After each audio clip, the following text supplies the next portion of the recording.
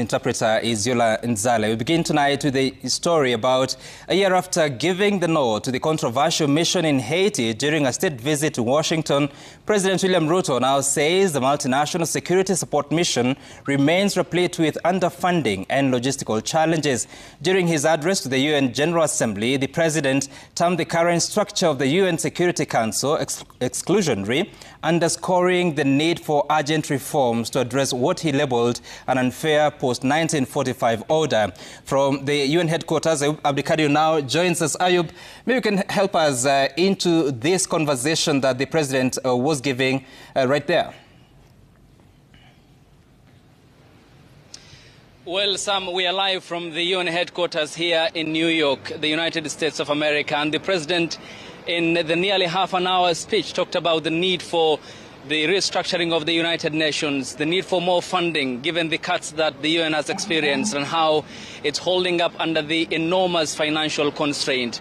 Also talking about the mission in Haiti, and the president by extension also said there's need for more representation at the United Nations Security Council, one of the topmost organ in terms of decision making. And here is what the president said this morning here at the United Nations.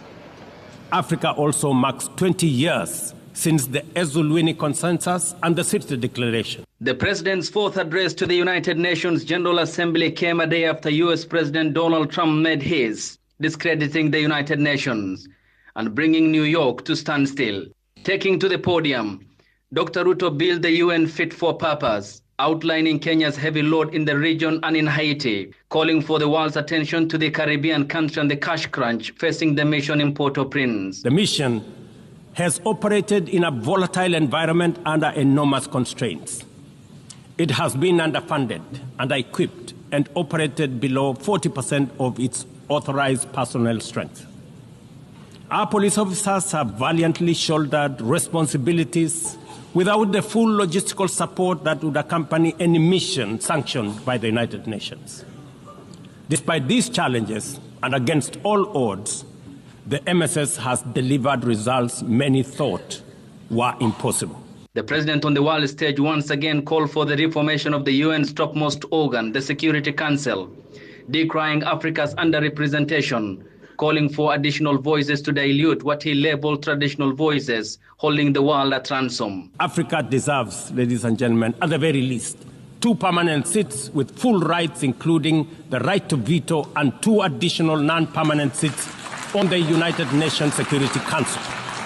And heaping the praise on the United Nations and warning against pitfalls its predecessor, the League of Nations, had faced in the lead-up to the Great Depression and World War II.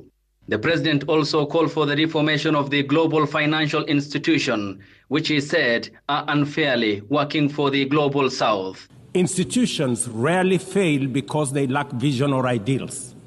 More often, they drift into irrelevance when they do not adapt, when they hesitate to act, and when they lose legitimacy.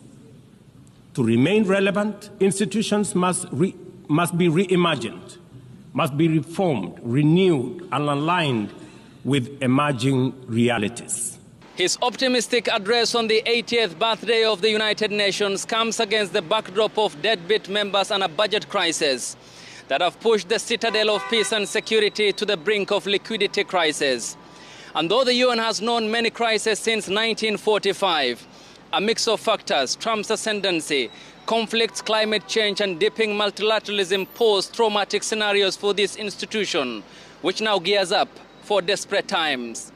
Ayub Abdikadir, Citizen TV, at the United Nations, New York.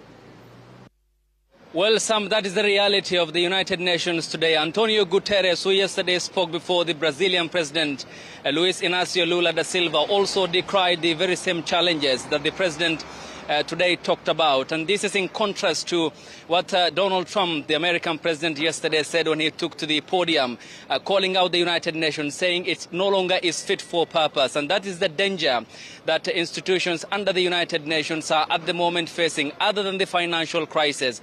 Only America and China account for 40% of its budget, and payments often delay in coming to the UN accounts. And that is the challenge, the uphill task it's facing, Sam, and the uncharted waters that the Antonio Guterres-led organization formed after World War II today faces. Back to you, Sam, in studio.